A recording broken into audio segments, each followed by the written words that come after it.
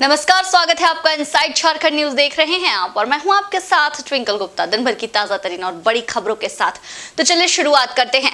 विधानसभा घेराव को लेकर गोड्डा के सांसद निशिकांत दुबे के खिलाफ रांची के धुरुआ थाना में दर्ज प्राथमिकी को निरस्त करने की सांसद निशिकांत दुबे द्वारा याचिका पर सुनवाई के उपरांत झारखंड उच्च न्यायालय ने अगले आदेश तक के लिए कार्रवाई को रोक दिया है और इस मामले की अगली सुनवाई 23 अगस्त को निर्धारित की गई है।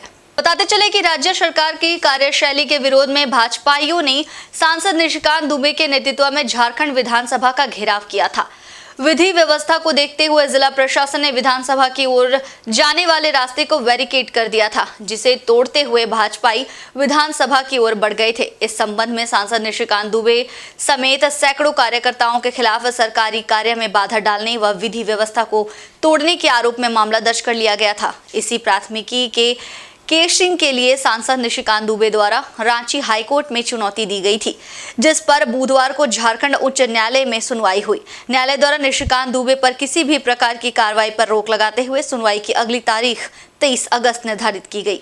सचिवालय घेराव मामले में गोड्डा के सांसद निशिकांत दुबे पर प्राथमिकी दर्ज कराई गई थी धुरुआ थाने में।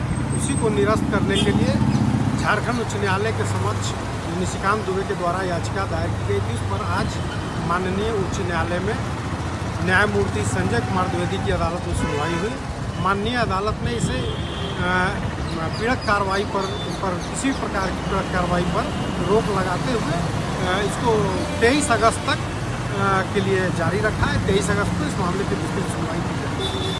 और सरकारी उदासीनता के कारण एसटी, एससी, अल्पसंख्यक एवं पिछड़ा वर्ग कल्याण विभाग एकलव्य मॉडल आवासीय विद्यालय, आश्रम विद्यालय और आवासीय उच्च विद्यालयों में सत्र 2023-24 के प्रवेश परीक्षा में सफल अभ्यर्थी नामांकन के लिए दर दर भटक रहे हैं, लेकिन उनकी कोई सुनवाई नहीं हो रही है। डुमरिया एवं मुसाबनी प्रखंड के आधा दर्जन सफल अभ्यर्थियों के अभिभावक भाजपा नेता सह पूर्व जिला 20 सूत्री उपाध्यक्ष दिनेश साहू के उनके आवासीय कार्यालय में गुरुवार को मिले और उनसे नामांकन में हो रही परेशानी को दूर करने की मांग की। अभिभावकों के मुताबिक कल्याण विभाग ने जेसी हाई स्कूल घाटशिला में प्रवेश परीक्षा ली थी। परीक्षा फल प्रकाशित कर विद्यार्थियों को पश्चिमी सिंहभूम अनुसूचित जनजाति एजुकेशन आवासीय उच्च विद्यालय दीघा मनोहरपुर में नामांकन लेने को कहा। अभिभावक बच्चों को लेकर नामांकन कराने दीघा आवासीय विद्यालय पहुंचे तो विद्यालय बंद मिला। गार्ड ने कहा कि विद्यालय बंद है। अभिभावक बीआरसी गए, उन्हें जिले से संपर्क करने को कहा गया। अभिभावकों के मुताबिक जिले से संपर्क करने पर रांची से जानकारी देने की बात कही गई। गरीब अभिभावक बच्चों के भविष्य को लेकर चिंतित हैं, उनकी पढ़ाई चौपट हो रही है। जेसी स्कूल में बच्चा लोगों का एग्ज़ाम हुआ था 6 क्लास में। बच्चा लोग रिजल्ट कर दिया है, अभी तक कोई एडमिशन का हुआ ही नहीं है बच्चा लोग का। बच्चा लोग घर में ही सरकारी स्कूल में पढ़ते हैं। अगर ऐसे पढ़ेगा बच्चा लोग तो कैसा, सरकार को भी देखना चाहिए कि आदिवासी स्कूल में मतलब रिजल्ट किया है, अभी तक उसको एडमिशन नहीं हो रहा, वो बच्चा के साथ बहुत ही खिलवाड़ी कर रहा।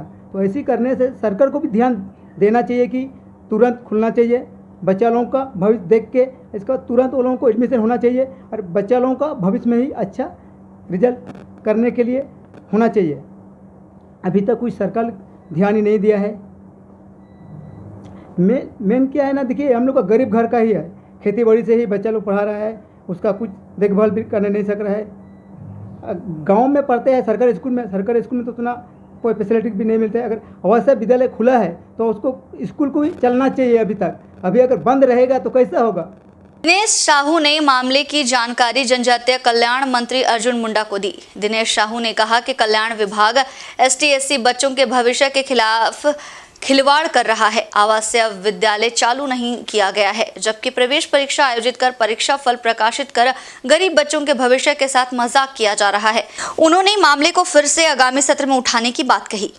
देखिए, आपके सामने जो ये गार्जियन लोग आए हुए हैं, लोग आवासीय विद्यालय एकलव्य मॉडल स्कूल के जो कल्याण विभाग द्वारा हर वर्ष आदिवासी बच्चों के लिए, गरीब बच्चों के लिए, जो उसको और उच्च शिक्षा के लिए, अच्छी पढ़ाई के लिए मेरिट के आधार पर लोग एडमिशन लिया जाता है। इसी का निमित्त 120 बच्चे का एडमिशन मनोहरपुर के दीघा स्कूल में लिया गया था। मेरिट लिस्ट झारखंड सरकार ने निकाल दिया। 120 बच्चे और उसके गार्जियन दर बदर भटक रहे हैं, कभी स्कूल जा रहे हैं, स्कूल में कोई नहीं है, कल्याण विभाग में जा रहे हैं तो कोई जवाब देने वाला नहीं है। ये लोग बहुत परेशान होकर हमारे पास आए थे।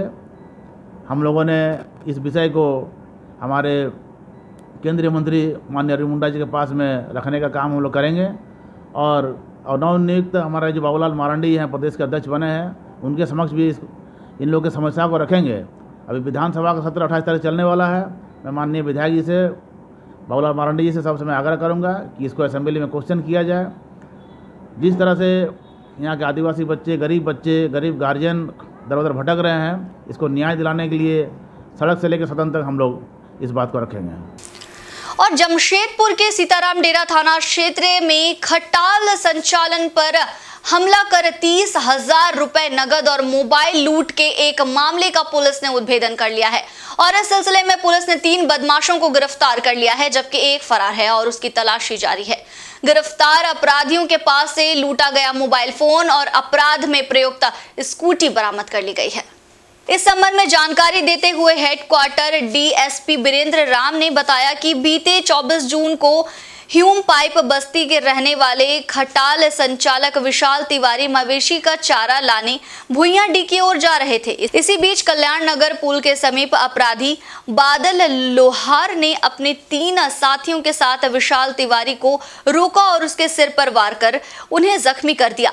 उसके बाद 30,000 रुपए और मोबाइल लूटकर फरार हो गए, जिसके बाद विशाल ने सीताराम डेरा थाना में अज्ञात के खिलाफ मामला दर्ज कराया।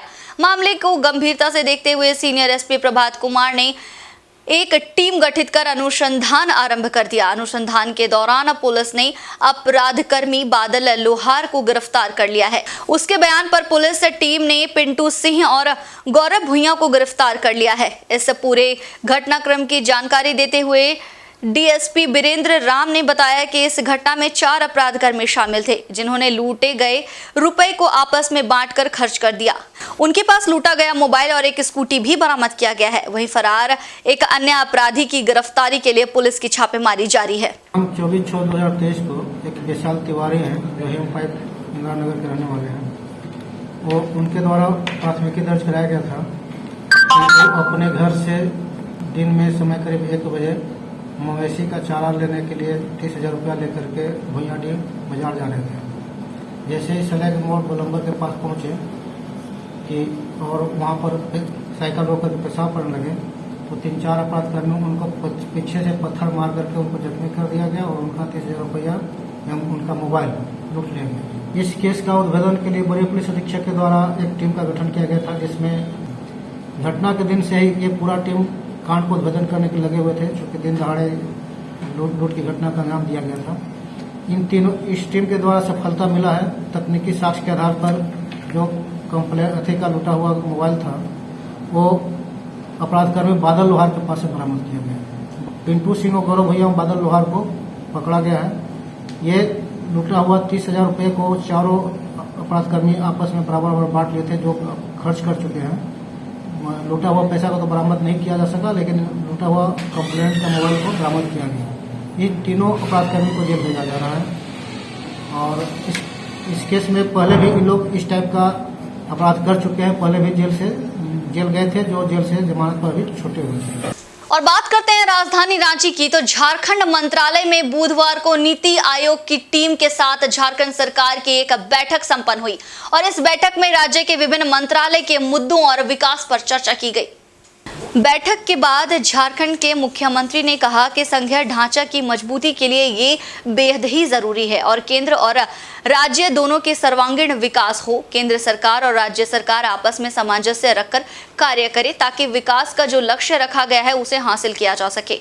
झारखंड राज्य की मूलभूत जन उपयोगी योजना जैसे खाद्य और स्वास्थ्य सेवा के विषय में नीति आयोग की टीम के माध्यम से केंद्र सरकार से आग्रह किया गया कि विशेष तौर पर अस्पताल निर्माण के क्षेत्र में निर्धारण विषय पर राज्य को ये स्वतः ही की जानी चाहिए ताकि सुदूर ग्रामीण क्षेत्र के लोगों को उचित और सुलभता के साथ स्वास्थ्य सुविधा मुहैया हो पाए। उन्होंने ये भी कहा कि पुराने और लंबित विषयों पर भी चर्चा हुई है और उनका समाधान भी निकाला गया। साथ ही कई नए मुद्दे निकले जिस पर नीति आयोग की टीम द्वारा सकारात्मक पहल करने की बात कही गई।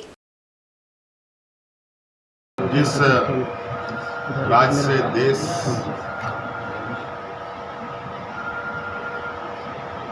चलता है, जिस राज्य से भारत सरकार को सबसे अधिक आमदनी होती है, वहाँ के लोगों की स्थिति बहुत अच्छी नहीं है। इसके लिए कहीं ना कहीं संसाधनों की आवश्यकता होती है और संसाधन जुटाने को लेकर के सारी शक्तियाँ लगभग केंद्र सरकार के पास है। हमने जो अधिकार है वो कैसे मिलेगा नहीं मिलेगा तो केंद्र सरकार ही तय करता है, लेकिन फिर भी हम अपने हक की बात जरूर उनके समक्ष रखेंगे। और खोलने का निर्णय लेती है और अस्पताल आधो अधूरे बनकर प्रधानमंत्री से उद्घाटन करा लिया जाता है, उस समय तो कोई सवाल नहीं उठता है, लेकिन उद्घाटन के उपरांत सुदूरवर्ती क्षेत्र में जब मेडिकल कॉलेज की परिकल्पना की जाती है या खोली जाती है, जितना आसान बिल्डिंग बनाना है, ठेका टेंडर देना आसान है, लेकिन उसका संचालन उतना ही कठिन होता है। इसीलिए हमने आग्रह किया है कि केंद्र सरकार राज्य में स्वास्थ्य सुविधा मजबूत हो। इसके लिए इस तरीके की योजनाओं को चयन करने के लिए सबसे पहले या राज्य सरकार को इसकी स्वायत्तता दी जाए कि अस्पताल कहाँ खुले, कहाँ चलेगा। नहीं तो इन ग्रामीण क्षेत्रों में कोई भी फैकल्टीज जाने को तैयार नहीं है। वहीं नीति आयोग की टीम के सदस्यों ने कहा कि राज्य के चहुमुखी विकास के लिए राज्य सरकार के साथ बैठक में चर्चा की गई। नीति आयोग का मुख्य उद्देश्य है कि राज्य के साथ मिलकर देश और राज्य दोनों के विकास के लिए काम कर सकें। भारत सरकार की ओर से स्टेट स्पोर्ट्स मिशन की शुरुआत हो रही है, जिसके तहत राज्यों की भविष्य की दिशा और दशा स्वयं तय करना, जिससे राज्य निरंतर प्रगति के मार्ग पर अग्रसर हो सके। SSM मिशन लागू हो रहा है, जिसमें कि जो बिंदु हैं कि राज्यों को अपनी फ्यूचर की विजन बनाना, सोच बनाना, growth, inclusive growth, social development, इस सब को सोचने के लिए, प्लान करने के लिए और आगे बढ़ने के लिए कैसे एक सिस्टम बने कि वो नीति आयोग के साथ मिलके, बाकी एकेडमिक्स के साथ मिलके अपने अपने राज्य के विकास का ऐसा एनविजन किया जाए, मॉनिटर किया जाए, पॉलिसी पाथवेज करे जाए। तो ये state support mission NITI Aayog में शुरू हुआ है और उसमें हर स्टेट को रिक्वेस्ट कर रहे हैं कि जुड़े हैं और उसकी बातचीत हुई। बात चहुमुखी विकास की बात को आगे लेके आए।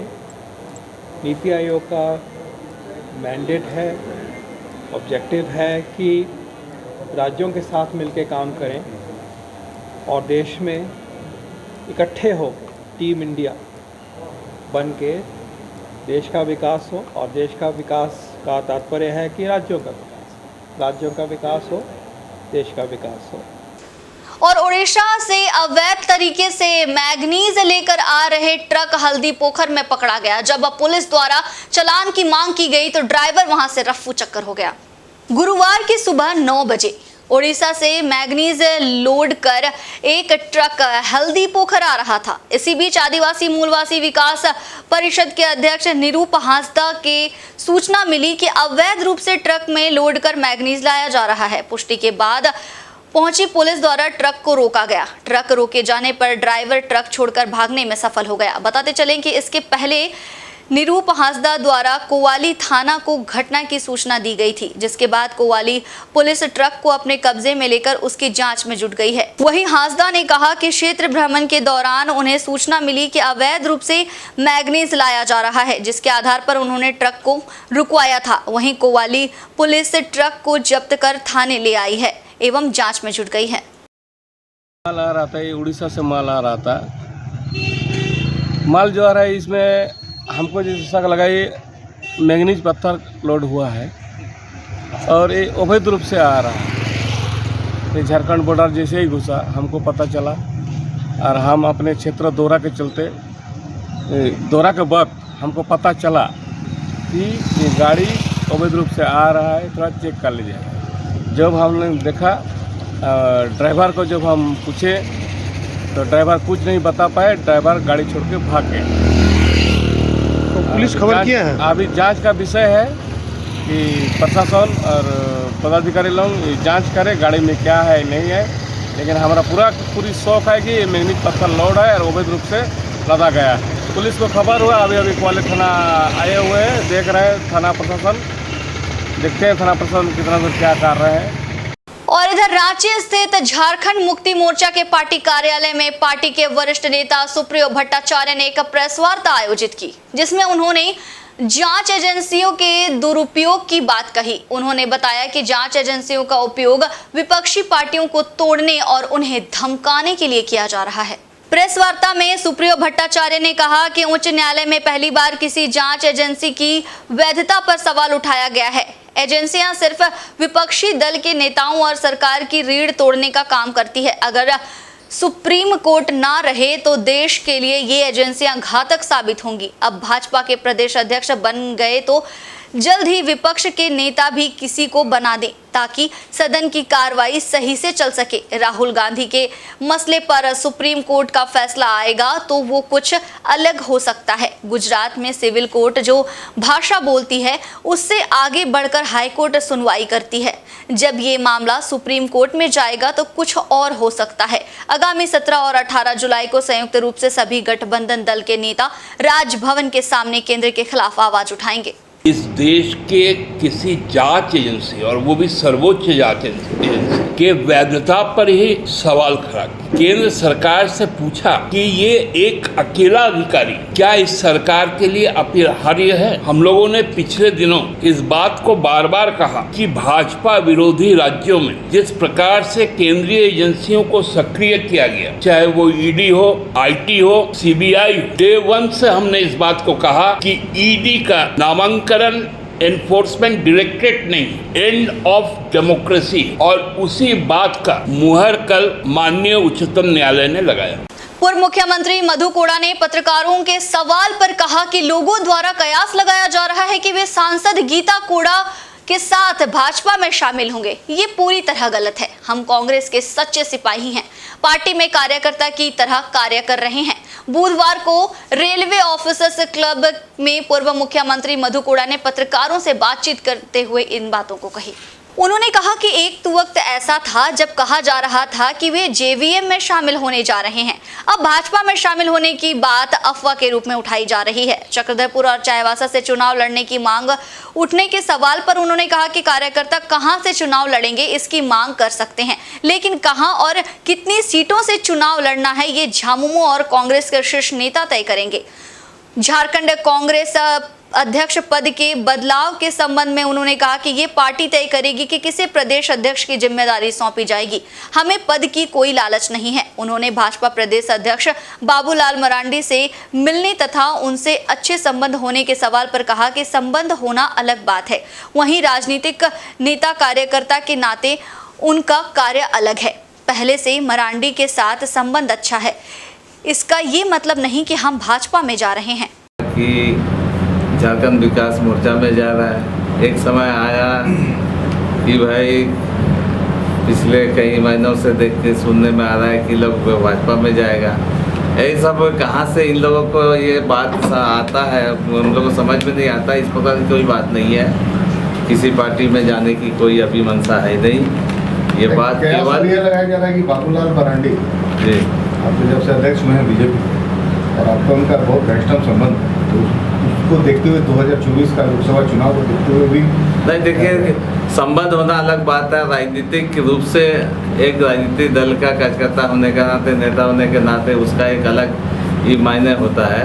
संबंध रहा है, बाबूलाल मरांडी से संबंध रहा है, पहले से हम लोग एक साथ में रहे हैं, सरकार में एक साथ रहे हैं। मैं मिनिस्टर रहा, वो चीफ मिनिस्टर रहा है, संबंध है। अर्जुन मुंडा है, उनसे भी हमारी बहुत घनिष्ठता रहा है। ये जारजेडी के हैं, उसके बाद जेमे वाले लोग से भी काफ़ी हमारा घनिष्ठता रहा है। लेकिन जहाँ तक राजनीतिक जो काम करने का उनकी दायरा है, वो हमारा राजनीतिक कार्यकर्ता होने के नाते ही हम लोग अपना भूमिका को या मैंने स्पष्ट उस पर या मैंने काम करते उसी दिसंबर। पिछले बार लोगों ने हमारे कार्यकर्ताओं ने शिकायत किया कि वो धमका रहे हैं, वो धमका रहे हैं कि भाई आप लोग जेएमएम ज्वाइन कर लीजिए, नहीं तो आप लोग को हम नक्सल केस में भेज देंगे, आप लोगों को हम केस में मुकदमा फंसा करके भेज देंगे। इस प्रकार का वहाँ पर चल रहा है। वहाँ का थानेदार वहाँ पर थाना नहीं चला रहा है, वो राजनीतिक दल चला रहा है थाना से। और इधर राजधानी रांची स्थित भाजपा प्रदेश कार्यालय में विधायक समरी लाल द्वारा एक प्रेस वार्ता का आयोजन किया गया। प्रेस वार्ता में विशेष रूप से धनबाद में दलित परिवार की बेटी के साथ सेंट जेवियर्स स्कूल में घटित घटना के बिंदु पर केंद्रित रहा। विधायक ने इस घटना को वर्तमान राज्य सरकार द्वारा तुष्टीकरण की राजनीति से जोड़ा है, जिसमें दलित छात्रा उषा बावरी ने स्कूल के खिलाफ आरोप लगाकर आत्महत्या कर ली। इससे स्पष्ट हो गया कि दलित आदिवासी समाज की सेवा के नाम पर लूट करने वाली संस्थाओं का असली चेहरा क्या है। राज्य सरकार दलित और आदिवासी की सुरक्षा तो दूर, सम्मान की भी रक्षा नहीं कर पा रही है। वहीं दलितों को हक और अधिकार दिलाने को लेकर रघुवर दास के नेतृत्व वाली पिछली भाजपा सरकार द्वारा झारखंड विधानसभा में साल 2019 में एक आदेश पारित किया था, जिसमें दलित और निम्न तबके के लोगों को स्थानीय जांच के आधार पर जाति प्रमाण पत्र निर्गत किए जाने के आदेश के बाद कार्मिक विभाग द्वारा नोटिफिकेशन भी जारी किया जा चुका था, पर वर्तमान राज्य सरकार ने इस पर अभी तक कोई पहल नहीं की है। वहीं विधायक समरी लाल ने बताया कि धनबाद में दलित बेटी के साथ घटित घटना को लेकर पार्टी ने अनुसूचित जाति मोर्चा के अध्यक्ष अमर बावरी के साथ राय मशवरा कर एक विषय को लेकर राज्यपाल से भी मिलेंगे। आप देख रहे होंगे हिरा सरकार दलित आदिवासियों को सुरक्षा तो क्या उसके सम्मान की रक्षा भी नहीं कर पा रही है। आपने देखा कल जो धनबाद में घटना घटी, सेंट जेवियर्स स्कूल की जो हमारे दलित बेटी थी उषा बावरी, उसका कसूर सिर्फ इतना था कि जो हमारी भारत की संस्कृति और धरोहर है, जो हमारा परंपरा है बिंदी और टिकली लगाना, और वो जब बिंदी लगाकर स्कूल जाती है तो उस स्कूल के प्राचार्य है या स्कूल की शिक्षिका के द्वारा, क्लास टीचर के द्वारा बारंबार उसको प्रताड़ित करना, उसको मना करना, एक दिन तो उसकी बिंदी को मिटा देना। और संयोग से वो जिस दिन बिंदी लगा कर गई उस दिन पूरे क्लास के सामने, उनके मित्रों और सखा के सामने उसको थप्पड़ से मारा गया, उसको दलित कहकर प्रताड़ित किया गया और अंततः वो अपने आप को आत्मग्लानि से भरकर बेटी उषा रानी ने देखा कि जीना क्या जीना, क्या हमारा इतना ही कसूर है कि हम दलित परिवार में जन्मे, क्या मेरा यही कसूर है कि हम सनातनी धर्म में जन्मे, क्या हमारा यही कसूर है कि हमारी भारतीय संस्कृति का पालन करना, क्या यही हमारा कसूर था। और इस कसूर के चलते जो तुष्टीकरण कर रही है सरकार, वैसी संस्थाओं को कभी हिंदी स्कूल को उर्दू स्कूल लिख देना, कभी रविवार की जगह शुक्रवार को छुट्टी दे देना, इस तरह की तुष्टीकरण की नीति अपना करके सरकार वैसी संस्थाओं को बढ़ावा दे रही है। और इधर जमशेदपुर अभिभावक संघ द्वारा झारखंड राज्य में नई शिक्षा नीति लागू किए जाने की मांग को लेकर एक दिवसीय अनशन सह धरना जिला मुख्यालय के समक्ष दिया गया। संघ ने जल्द से जल्द इसे लागू किए जाने की मांग की। अनशन सह धरना का नेतृत्व कर रहे अभिभावक संघ के अध्यक्ष डॉक्टर उमेश कुमार ने कहा कि नई शिक्षा नीति के तहत अभी वंचित वर्ग के छात्रों को कक्षा 12 तक की पढ़ाई निःशुल्क करवाई जानी है, जबकि झारखंड राज्य में ऐसा नहीं हो रहा है। यहाँ पुरानी पद्धति के तहत केवल 8 तक की निःशुल्क शिक्षा प्रदान की जा रही है, जबकि आगे की शिक्षा के लिए इससे पैसों की मांग की जा रही है। अभी वंचित वर्ग के छात्र आर्थिक रूप से अक्षम हैं और इस कारण विवश होकर वे शिक्षा से दूर होते जा रहे हैं। ऐसे में केवल नई शिक्षा नीति को राज्य में लागू किए जाने से ही इस समस्या का समाधान संभव है। इसके बाद ही तमाम अभी वंचित वर्ग के छात्र कक्षा 12 तक की शिक्षा ग्रहण कर पाएंगे। जिले के उपायुक्त के माध्यम से उन्होंने राज्य के मुख्यमंत्री के नाम एक मांग पत्र सौंपा है। झारखंड में राइट टू एजुकेशन जो लागू हुआ था 2011 में, उसके बिहाफ में जो अभिवंचित एवं कमजोर वर्ग के बच्चों का नामांकन हुआ था उस समय, अब बच्चे 8 क्लास पास करके 9 क्लास में आ गए और राइट टू एजुकेशन उन्हें 8 क्लास तक फ्री एजुकेशन देने का अधिकार देता है। 9 क्लास के बच्चों से स्कूल प्रबंधन द्वारा फीस की मांग की जा रही है। ऐसे में जबकि उनके अभिभावकों की आर्थिक स्थिति ऐसी नहीं है कि वो इतनी मोटी फीस दे पाए। ऐसे में नई शिक्षा नीति झारखंड में लागू हो, इसकी मांग को लेकर आज जमशेदपुर अभिभावक संघ आज उपायुक्त महोदय के कार्यालय के सामने 1 दिवसीय भूख हड़ताल पर अभिभावकों के साथ बैठा है और यह मांग करने के लिए उपायुक्त महोदय के माध्यम से झारखंड सरकार से कि नई शिक्षा नीति जल्दी से जल्दी लागू हो, जिससे ये बच्चे जो 9 क्लास में आ गए ये अपने आगे की शिक्षा जारी रखते हुए 12th तक फ्री एजुकेशन पाते हुए निर्बाध रूप से अपनी शिक्षा को पूर्ण कर सके। और इसी के साथ आज के दिन भर के बुलेटिन में बस इतना ही, लेकिन कल फिर मिलूंगी आपसे दिन भर की ताजा तरीन और बड़ी खबरों के साथ। झारखंड के तमाम खबरों से अपडेट रहने के लिए जुड़े रहिए इनसाइड झारखंड न्यूज के साथ। मुझे दीजिए इजाजत, धन्यवाद।